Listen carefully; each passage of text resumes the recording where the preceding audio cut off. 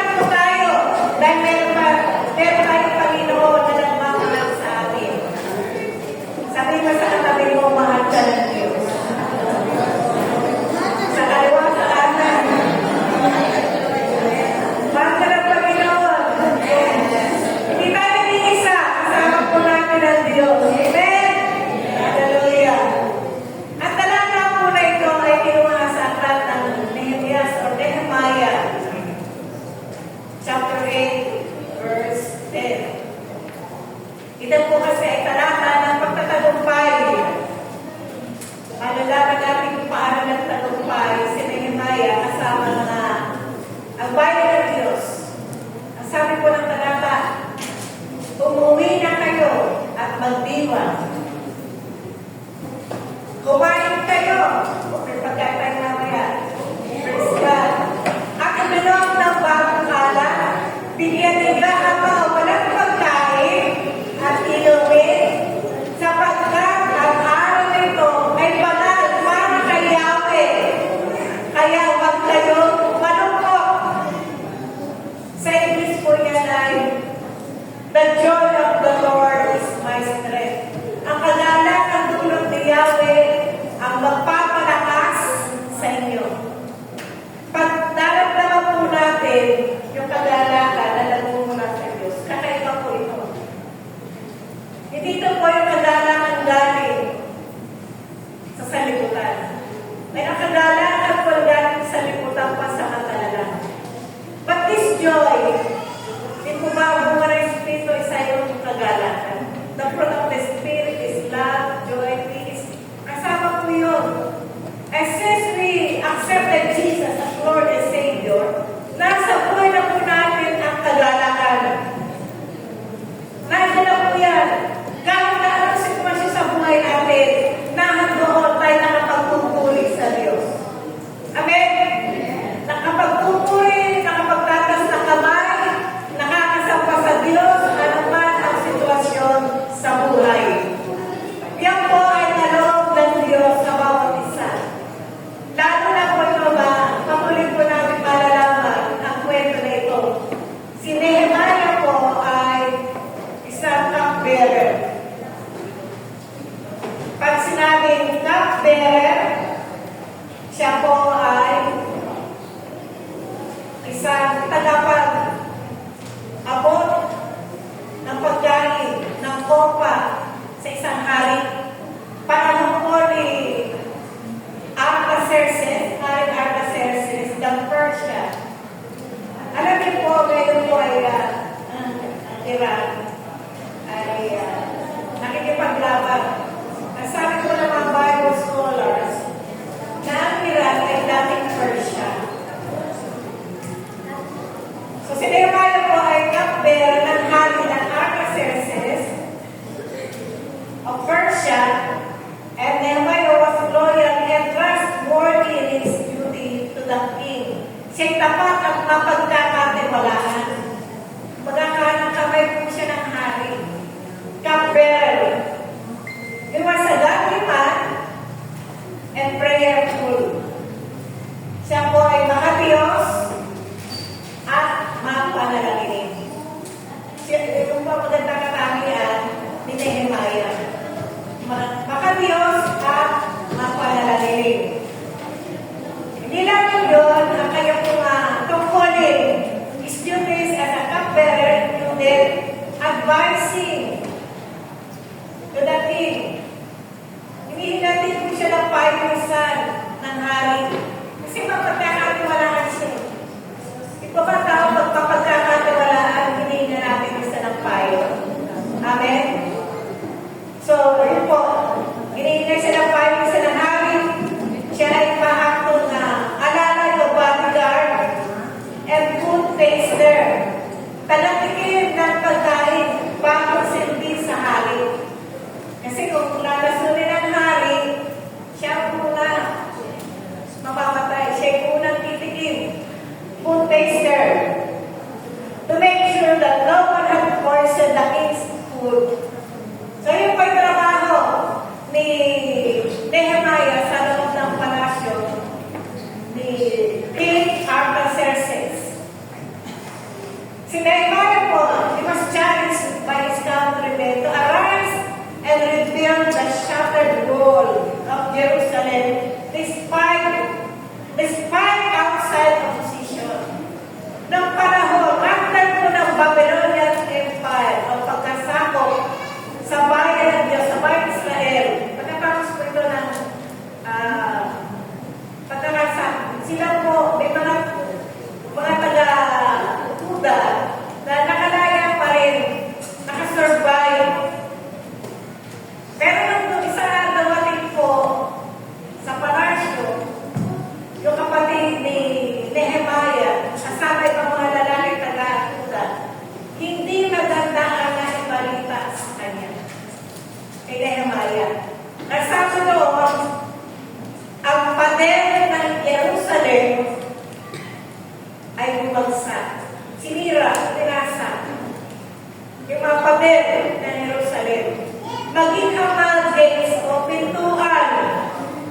Jerusalem ay sinunog. The gates were burned down by fire, through fire. Sa pamagitan ng apoy, sinira nila yung mga gates. Yun po yung mga kalaban. Yung mga kalaban, sinira nila.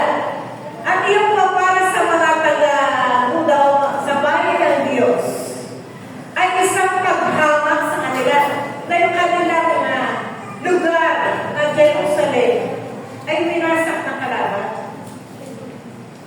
Ibig sabihin, halimbawa tayo, yung bahay natin ay sisira. Ito ba yun ay isang paghama sa atin, paligiran? Ganun po ang nangyari. So, sinira po ng kalaban. So, nalangkot po. Siyempre, bilang isa sa bayan, bilang sa bayan ng Diyos sa Nehemiah, nalangkot siya. Gusto niya ipagtanggol ang kanyang mga kababayan. So, ang ginawa niya, hindi naman po siya agad-agad umakto. One thing he did, siya po ay nag-ayuno, nanalangin, siya po ay tumawag sa Diyos. He was a prayerful man. Na hindi siya agad aakto ng sarili niyang pamamaraan. Siya ay humihingi ng gabay sa Diyos. Tama po ba yung kanyang ginagawa? Amen? Sa ating buhay, personal na buhay, bago tayo mag-desisyon, kailangan tayo din po ay sumasangguni, nananalangin, tumatawag sa Diyos. And through prayer, mga kapatid, ito pa maganda, through prayer, we gain strength. Tayo nakakakuha ng kalakasan kapag tayo nananalangin. Tayo po ay nababago ng Diyos sa pamagitan ng pananalangin. At Diyos ay nag-reveal ng mensahe through prayer. Sino naniniwala ko? Pero po ay nagpapananalangin. Amen?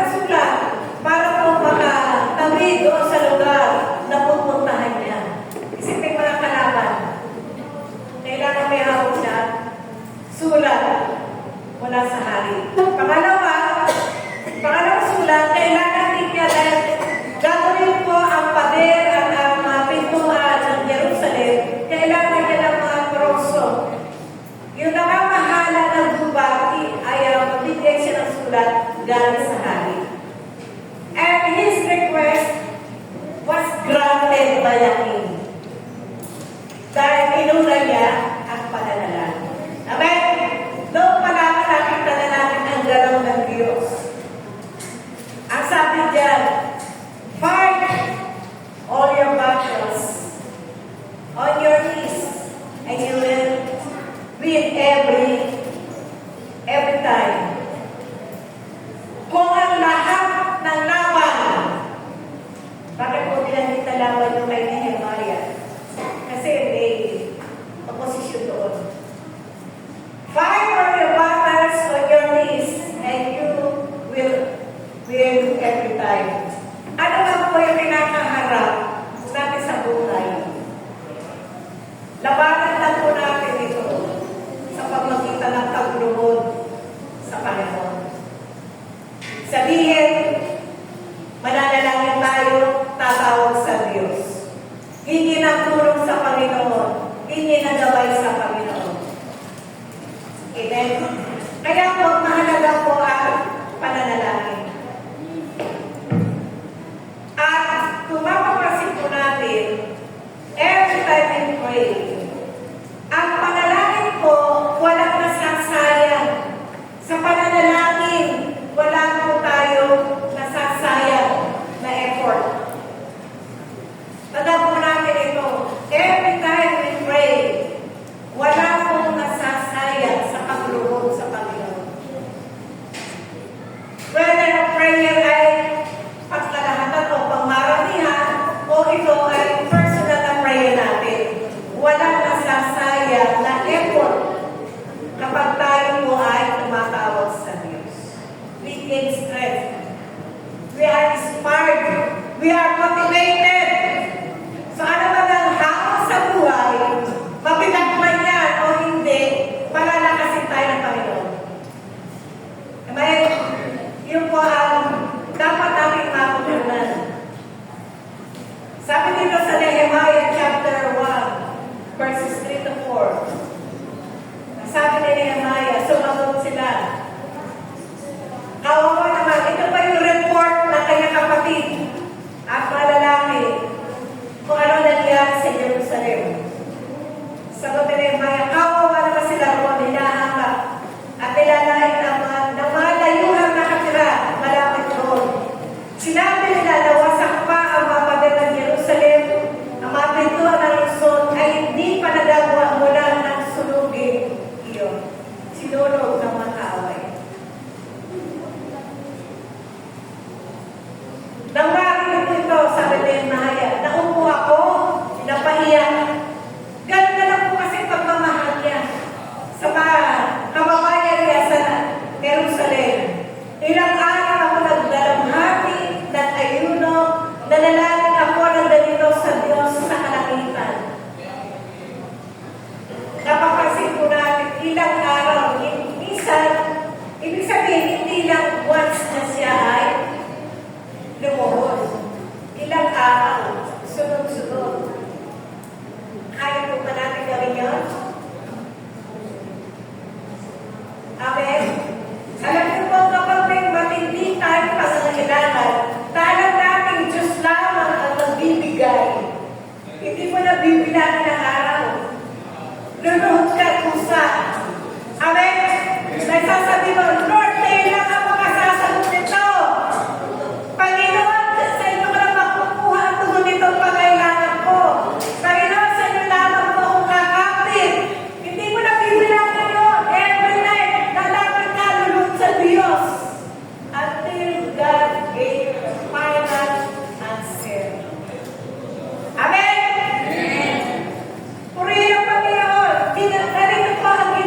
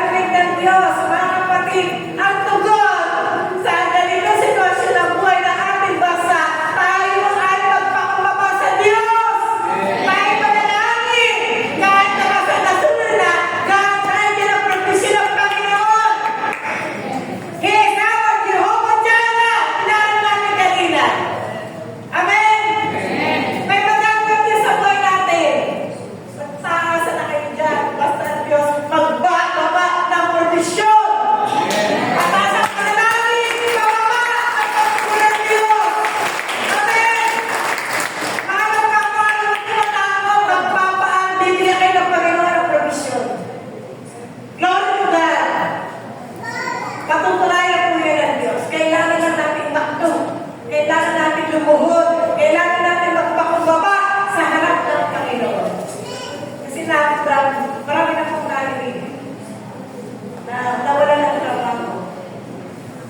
Dahil po sa mga pangyayari ganyan. Affected ang mga bansa sa mga nangyayaring giyera sa Middle East. Pero huwag po tayo pa-apekto. Malaki po ang ating Diyos. Glory to God. Ito po yung panalangin. Kinuha ko rin yung panalangin niya naman. Para makita po natin. Himayin po natin. Kasi napakaganda po kung paano nanalangin si Nehemiah sa Diyos. Ang sabi po sa prayer, Nehemiah chapter 1, verses 5 to 11. Yan. O Yahweh, Diyos ng kalangitan. Una, kinilala po niya ang Diyos. Kayo ay dakila at nanginginig kami sa takot sa inyong presensya. Ano po yung sabihin ito? Yun po ay pagkilala ni Nehemiah na ang Diyos ang pinakadakila sa lahat. Amen? Pangalawa, ito po ay hindi takot na tayo ay biniwas. Ang ibig sabihin ito, yung panalangin, yung takot na nanginginig, sabihin, siya ay Diyos na makapangyarihan at tayo ng kanyang nilikha. It is a holy fear, banal na takot sa harap ng Diyos. Yan pa kayang binanggit na una. Pangalawa, matapat ninyo sinutupad ang inyong tipan at wagas ang pag-ibig na nagmamahal sa mga nagmamahal sa inyo at tumutupad ng inyong mga utos. Binanggit ni Nehemiah na ang Panginoong Diyos ay tapat sa mga tumutupad sa kanyang utos. Kaya dapat tinutupad natin ang utos ng Diyos at ang Diyos magtatapat din sa atin. Tayo na nagmamahal sa Diyos. Minamahal din tayo ng Diyos. Napakaganda po ng mga linya na binibitiwan. Puno-puno ito ng pagpapakumbaba ni Nehemiah. Amen po ba? Amen. Kapag tayo ay nananalangin, ipakita po natin sa harap ng Diyos ang puso ng papakumbaba. Una, dakilanin natin siya. Kung sino ang Diyos. Siya sa kalangitan. Siya lumikha ng lahat ng bagay. Siya ay makapangyarihan. Siya po ang ating Diyos na kahanga-hanga. Tumutupad sa kanyang mga pangako. At sabi dito, pagmasdan niyo ako at pakinggan ang aking panalangin. Ito muling ito ay panalangin pagsusumamo. Nagsusumamo. Yung panalangin na mayroong hiling sa Diyos. Pakinggan niyo. Pagmasdan niyo ako at pakinggan ang aking panalangin. Hindi tayo pwede lumapit sa Diyos na nagmamalaki mga kapatid. Kailangan meron tayong puso nagpapakumbaba. Amen? Amen. Nagpapakumbaba po tayo. Yan ang po ang hinahanap sa atin ng Diyos. Nananalangin ako sa inyo araw at gabi sa bayan Israel na inyong lingkod. Binanggit po ng Nehemiah sa kanyang panalangin na ang Israel ay bayan na inyong lingkod. Ang Israel ay bayang piniling ng Diyos. Chosen by God. Ipinapanalangin niya na din-intercede siya para sa bayang Israel. Kaya po, ang sabi na sa talata sa Biblia, He who bless Israel will be blessed. Kung sino man ang magpapala sa Israel, pagpapalay ng Diyos. Kapag tayo nananalangin, pwede po natin banggitin sa Diyos, Lord bless Israel. Amen? Chosen by God, ang bayan ng Israel. Kaya tinawag na lingkod ng Panginoon ang bayan ng Israel. At sabi pa po dito, inaamin ko po nagkasala kami sa inyo. Ako at ang aking mga nilulo. Napakabigat ng aking kasalanan sa inyo. kapisan.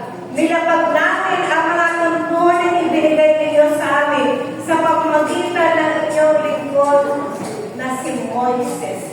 Kapag tayo ay nagawang kasalanan sa Diyos, mga kapag napakahalaga na tayo po ay magtapat. Nilabag, sabi ni Nehemiah, ang mga utos na binigay ni Diyos. Meaning, we need to confess to God ano man ang kasalanan na gagawa natin. Wala naman tayo maitatago sa harap ng Panginoon. Tama po ba? Nilalagyan tayo. So kung meron tayong pagkukulang, tayo po dapat ay marunong humingi ng tawad sa Diyos. Kasi magpapatawad naman ang Panginoon. Kailangan na po natin itupisan. Kailangan sabihin sa harap ng Diyos. Kailangan po natin na tayo po ay magsisi sa lahat ng ating pagkukulang. Ganon din, kung may nagawa tayo ng ating halimbawa, kasalanan mo, hindi mo pinapatawad ang asawa mo. Ikumpisa mo sa Diyos, hindi mo nagtawad. Babae man o lalaki, ano man ang kasalanan. Kung may kasalanan ng anak sa magulang, hindi nagtawad sa Diyos, pagkatawaran niya ng Diyos. Basta sincero ang ating puso. Amen? Amen. Tayo magulang na nagkakama rito, tayo may pagkukulang sa anak, hindi natin ang tawad sa Diyos.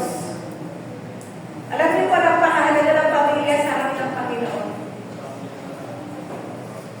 Marami po tayo na nagawang pagkukulang, pero kailangan natin inuhod, ihingi ng tawad sa Diyos. So po yung pag-amin, yun ang Nehemiah, at pinapray niya ang bayan ng Israel. Kabilang siya doon. Kaya siya hiningi ng tawad sa Diyos. Lahat po na yan, kapag tayo nagpakumbaba, hiningi ng tawad sa Diyos, binirigin ng Panginoon ang ating mga panalangin. Dapat walang hadlang, walang naman na negatibo yung ating puso pag tayo lalaman sa Diyos. Walang galit, walang buhot, walang hinanakit, walang inggit sa harap ng Panginoon. Mga negatibong damdamin, hindi nakikita ng tao, pero nakikita pa rin ng Diyos. Nakikita po yan ng Diyos. Kaya mga kapatid, ito po, napakaganda. Eh, ito pa ulit-ulit kong binabasa ang sa gabi. Kasi, sabi ko, ang linya, line per line ng manalangin ay napakaganda. Sa verse 7, napakabigat na aming kasalanan sa inyo. Hindi namin sinunod ang inyong kapisan. Nilabag namin mga tungkol na binigay ninyo sa pamagitan ng lingkod si Moises. Isang utos na binigay sa bayan ng Israel. Marami po nilabag doon ang bayan ng Israel. Una yung pagsamba sa Diyosan. Alam naman natin po yun. Ama po ba? Marami silang mga tinawagan Diyos. Maliban sa mga Diyos. Kasalanan po nila yun sa harap ng Panginoon. Verse 8, sinabi niya kay Moises, kung kayo'y mga Israelita ay tatalikod sa akin, ikakalat ko kayo sa iba't ibang mga bansa. Sinabi po yun. Kaya po, napakahalaga na ihingi nila ng tawad. May nagpapagpaparusan ang Diyos. Ikakalat ang bayan ng Diyos kapag sila ay hindi sumunod sa Diyos at sila tumalikod sa Panginoon. Verse 9, subalit kung manunubat kayo, meaning kung kayo magsisisi kahit nakagawa ng kasalanan, kung manunubat kayo at tutupad sa aking mga utos, mapapadpad man kayo sa pinakamalalayong lugar. Tinipunin ko kayo muli sa lugar ng aking piniling upang sambahin ako roon.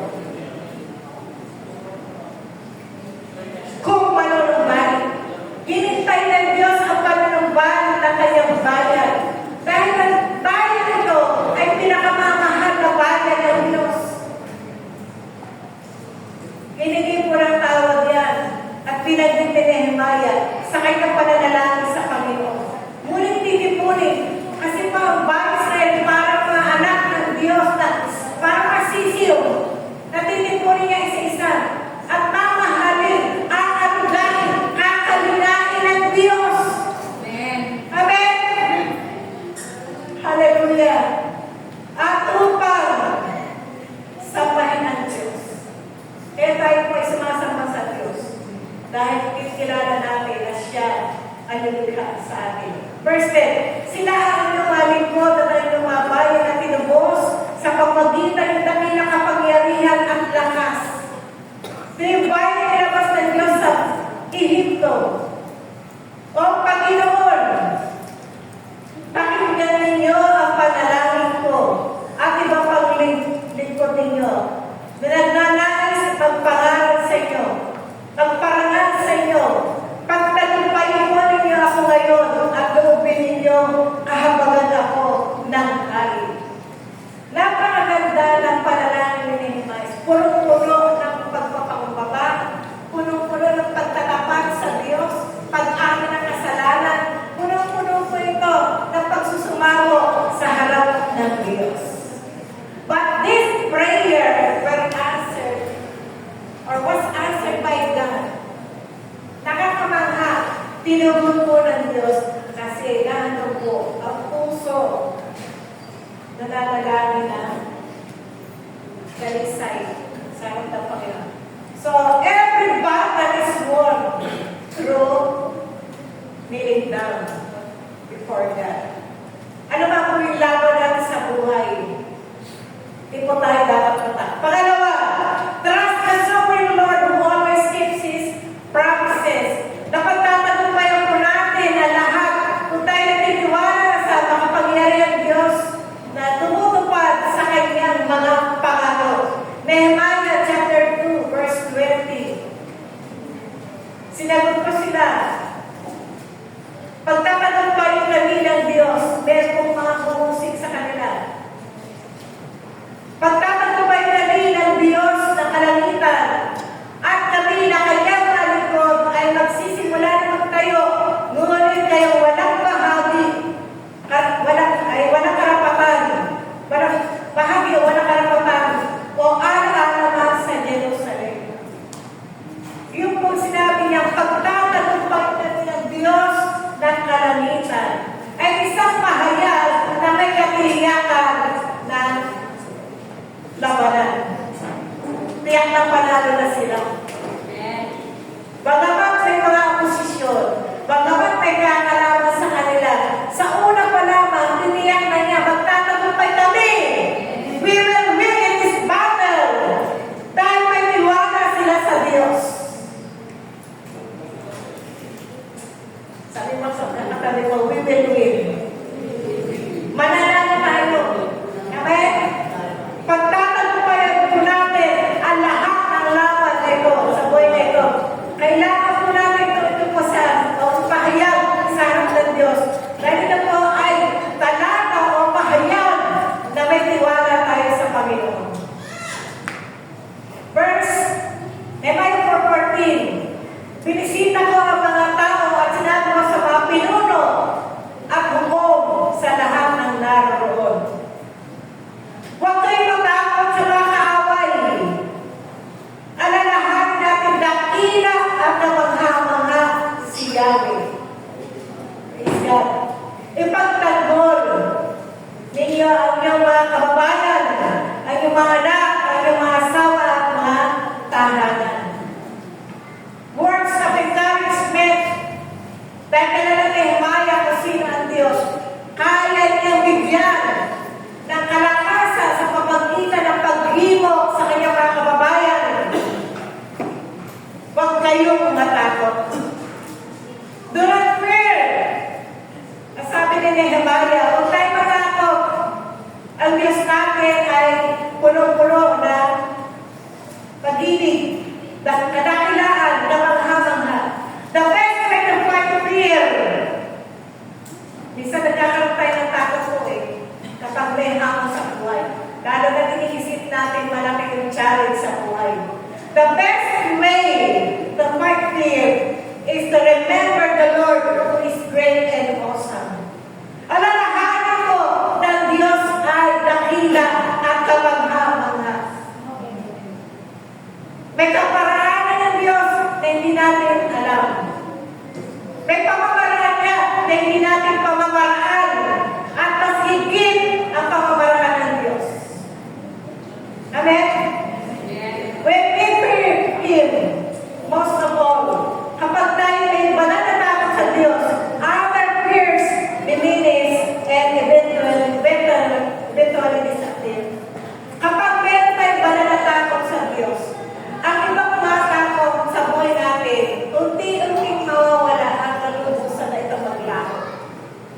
Amen? Bawat takot ka, mawala ng trabaho.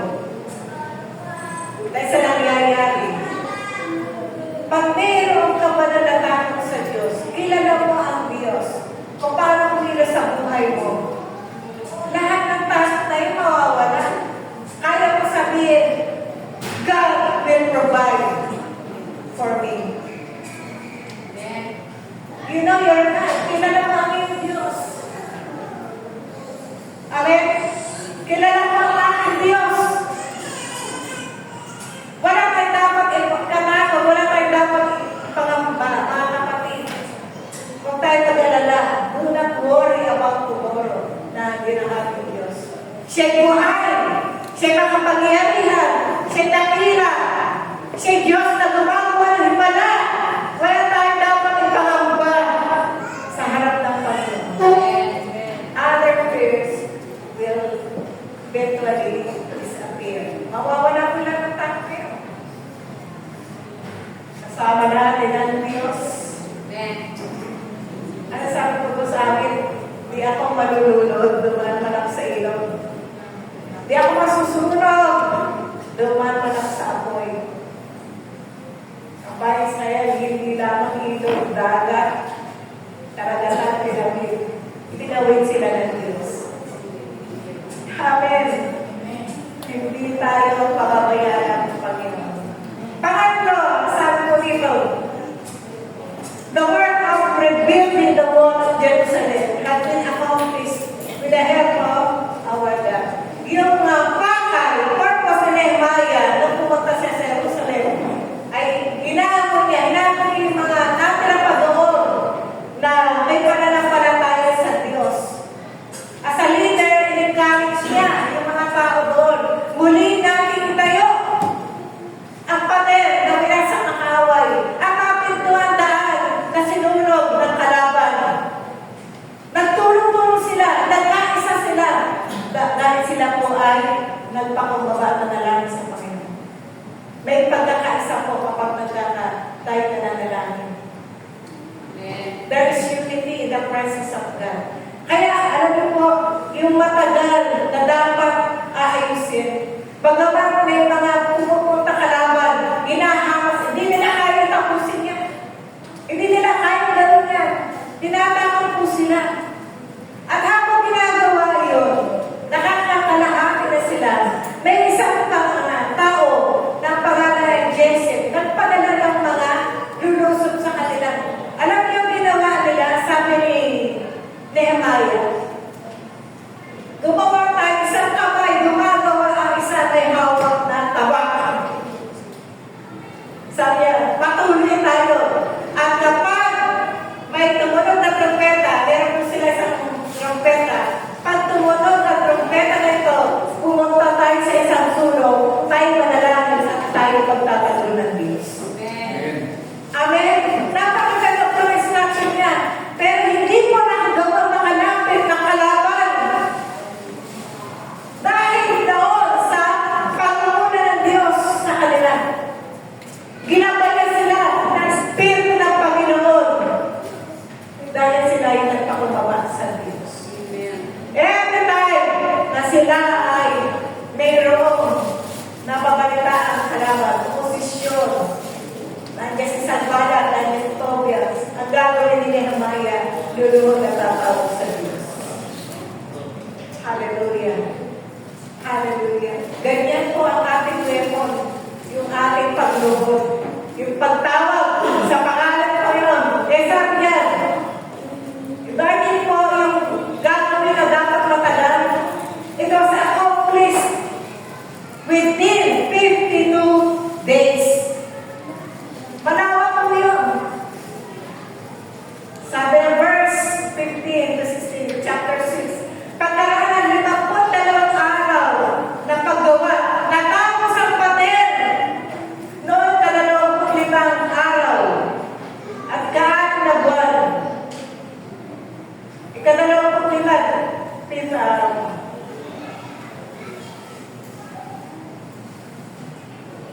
Araw ng kaan na buwan na mapalitan ng aming mga kaaway sa mga bansa na kapalit na natapos na ang trabaho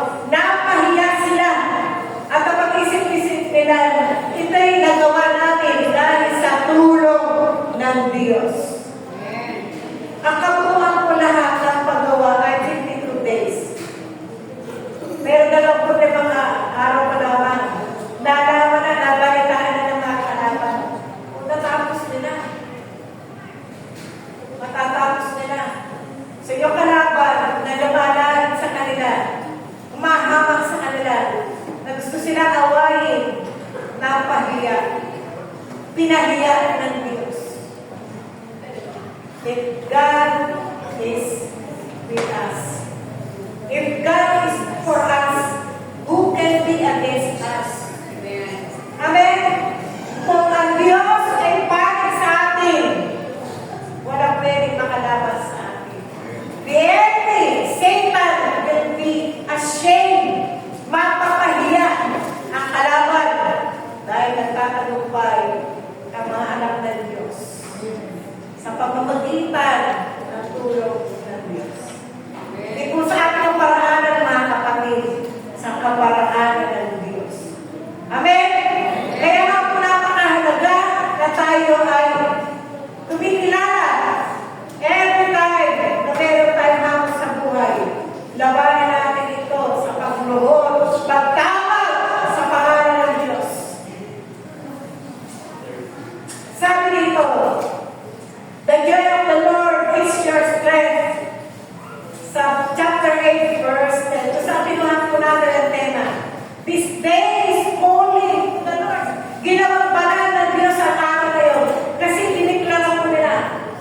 Binasa ni Ezra ang mga tuntunin, ang batas ng Panginoon noong panahon ni Moses sa kanyang bayan. Mapapasin po natin sa chapter 7, tinipon na, tapos na yung paggawa. Tinipon nila ang bayan ng Diyos at binasa ni Ezra ang mga tuntunin ng Diyos para sa kanilang bayan. Nakinig silang lahat ang buong bayan. Ito, yun po yung maganda, nakikinig sa Diyos. Kagaya ng ginagawa natin ngayon, pinapakinggan natin ang salita ng Diyos. Kaya sabi ng talata, ang sabi ko ng Hebreo, ito ay sabihin na the joy of the Lord is my strength. Ito natin ang ating paningin kay Jesus. Sa Kanya nakasalalay ang ating pananampalataya mula simula hanggang katapusan. Jesus is the author, the perfecter of our faith. Siya ang nagpasimula, siya magtatapos ng ating pananampalataya. Dahil sa kagalakan na naghihintay sa Kanya. Imagine po, ang Diyos ay natutuwa na tayo magtanggol. Amen?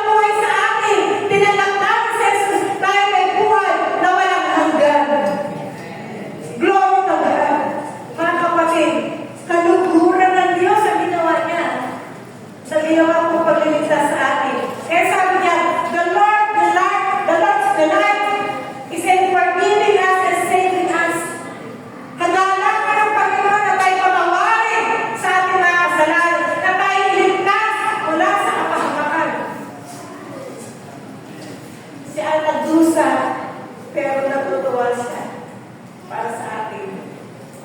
Hallelujah.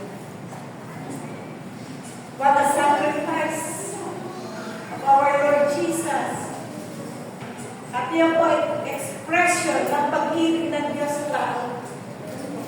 Pag-ibig po ng Diyos sa ating mga kapatid, na kahit kinahirapan, nagdusa, mahal pa rin niya ang tao. Mahal tayo ng Diyos. Nakakatiyak po tayo niya, mga kapatid, na minahal tayo ng ating Panginoon Diyos. Sabi po dito, His happiness is in showing love to all who believe in Him. Whenever we feel weak and helpless, we need to remember that He loves to step in and deliver us. Kapag tayo nanghihina at alam natin na parang bukas, walang pag-asa, walang tutulong, alalahanin po natin may Diyos na nagmamahal na handang papasok at iligtas tayo. There is joy. It's really our strength. Yan po yung talakasan natin sa buhay na ito. Kaya, ang mga Israelita ng panahon ngayon, sila yung diwa. Sabi ni Nehemiah, kumain kayo. Magsaya kayo. Mag-rejoice kayo. Dahil nagtagumpay tayo. Pinagtagumpay sila ng Diyos. Amen. Amen. Hallelujah. Ito po ay araw ng pagtatagumpay. Tayo pinagagala, tagumpay yung ating evangelistic concert. Maraming tumanggap sa Panginoon Jesus. Isang kaluluwa lamang ang tumanggap. Bibili mo maangyel ang nagsasaya. Pero maraming lumapit sa altar ko. Sana mabuhay pangalan at atin po silang pag-disciple. Sana mag-gather po natin. Pag-isip na natin, i-disciple natin sila. Amen? Mahalaga po na makuha natin ang kanilang mga pangalan. Mga kapatid, sa panahon po na ito, na minsan akala namin tayo nag-iisa. Hindi po tayo nag-iisa. Kasama natin. Kasama mo ang Diyos. Hindi po kapag may ginagawa ang Diyos, meron din tayong parte na dapat gawin. Una po, pagtawag sa pangalan ng Panginoon. Alawa, magtiwala tayo dahil ang Diyos ang pagyayaman. Pagamat meron tayo mga hamon sa buhay na ito, hindi tayo pwede ipabayaan ng Panginoon. Dahil kadalaan niya na tayo ipagtanggol. Amen. Kahit natin ito.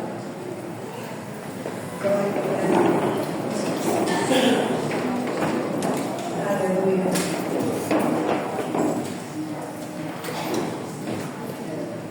Thank you, God. Thank you. Alam niyo po yung awit kanina, ang ibig sabihin ng incense.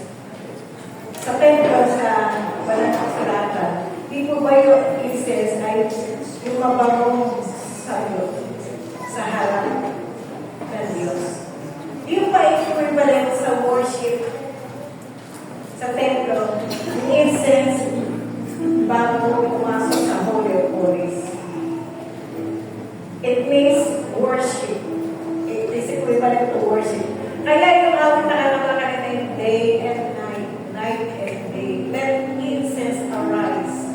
Yung ating pagpupuri, araw at gabi, ay pagtingin sa presensya ng Diyos.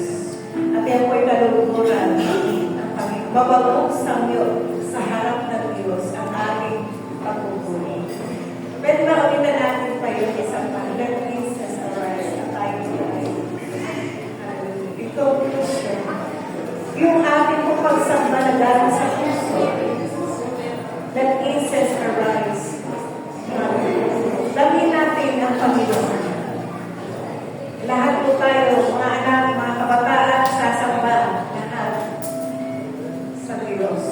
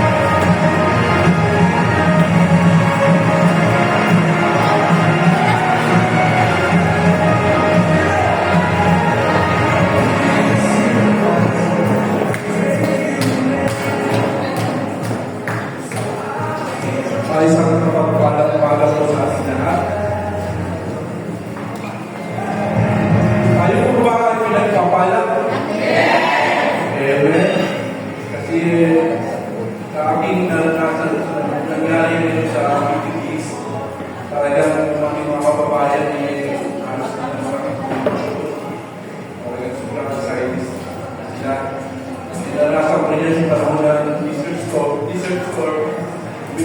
hirap ng Saudi Arabia at saka na hirap once na magsirina na yung yung nag-alaga yung mga tao, yung mga estimulor namin yung panahon na yun, magkatatakbuhan sila, magpapakalanin sila ng yung party, nadalating yung missile doon sa bansa na yun, kaya tayo ay may papala, na rito nakakatulong tayo ng maalis ng Philippines, at saka malaya ng pagsasampa ng Panginoon, mga kapatid ng Diyos. So, pakilala ko kayo sa akin sa ating pagbibigay, ating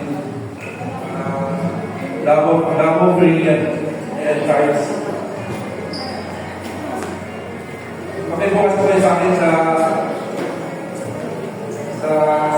Kawikaan, chapter 3, verse 9 and 10. May hindi rin mga makatapos ko sa paano basa. Si Yahweh ay natulad mo sa akin ng kayamanan, pinakamahinang ng naani mo sa kanya ibigay. Sa gayon, kamaling mo ay lagi ng kaapaw. Sisidlan ng inumin ay hindi nga nakatutuyuan. So, napakaganda ng talata. Sinabi ng pangako natin, iyaw sa akin oras na ito, aking binasa. Ngunit sa pangako ng ating Panginoon ay kakakibat na sinabi. Sabi na nito, para matawag din natin na putos.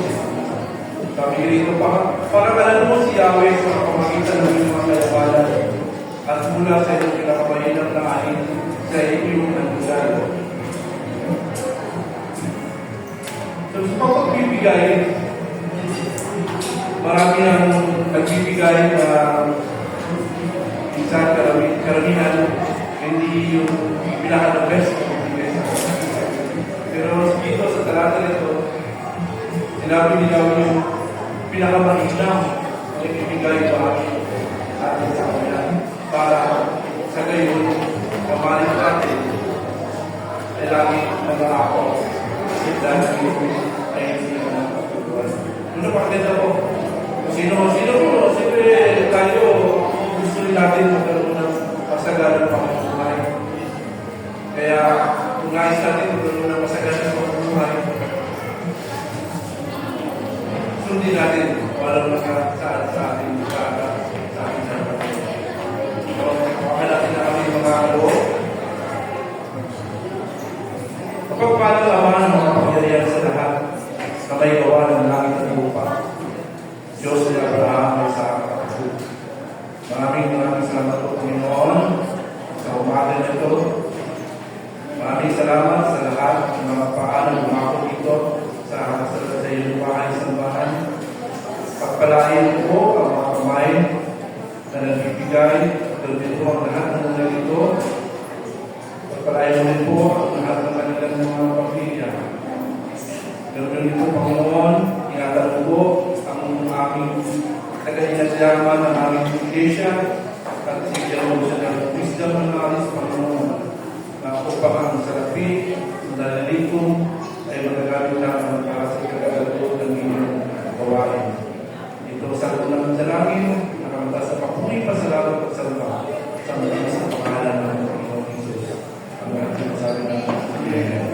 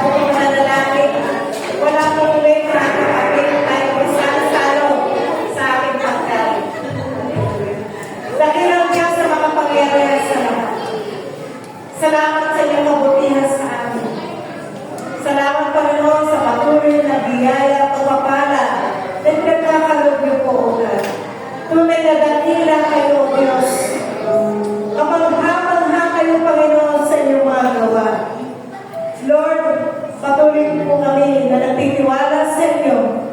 Nasasamahan niyo kami sa lahat ng hamon sa buhay na ito.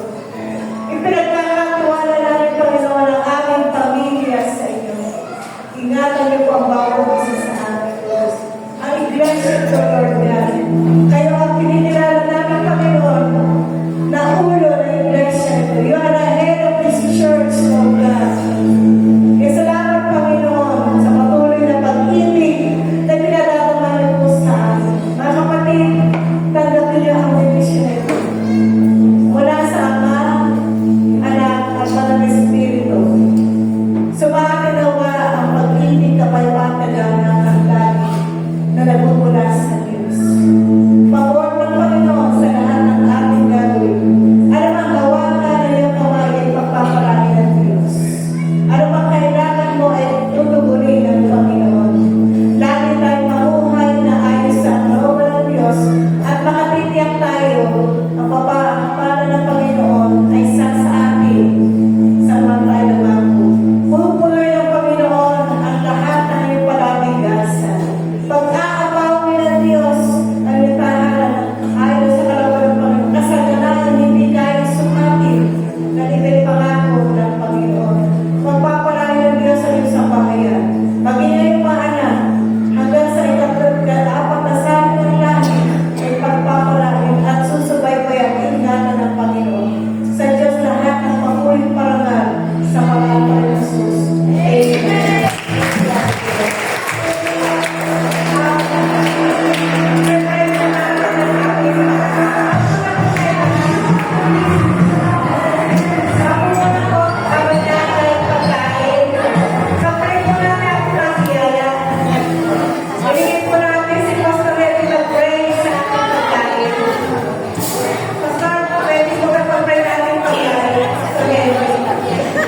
Wala po kayo mga kapatid na babae, dalaga o nanay. Pagkat may nasukat sa inyong sapatos, may maraming sapatos dito. Amen. Doon ang pasapagyakan siya. Amen. Tayo po ay ulit at pagkakita natin po kayo. Palitan, salamat po Panginoon at natapos po ang ating gawain. Na ikaw ang natuna, ang Banal na Espiritu ang siya na muna sa aming gawain. Lord, salamat.